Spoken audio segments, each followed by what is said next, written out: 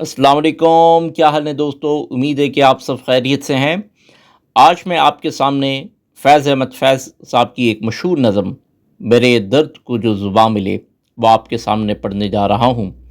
اس نظم کو چننے کا ایک ہی مقصد ہے، وہ یہ کہ انسان کے لیے جو سب سے بڑی چیز جو اہمیت کے حامل ہوتی ہے وہ اس کی آزادی رائے ہے۔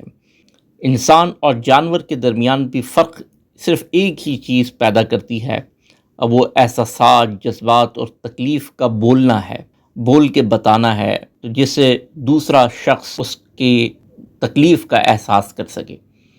تو اس حوالے سے یہ نظم بہت ریلیونٹ ہے آج کی پاکستان کی جو سیاسی، معاشی اور معاشرتی صورتحال ہے اس کے حوالے سے، کہ لوگوں کو بولنے کی آزادی نہیں دی گئی، اپنا درد بیان کرنے کی آزادی نہیں دی گئی۔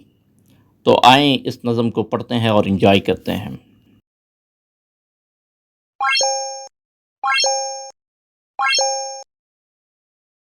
میرا درد نغمہ بے صدا، میرا درد نغمہ بے صدا، میری ذات ذرہ بے نشاں۔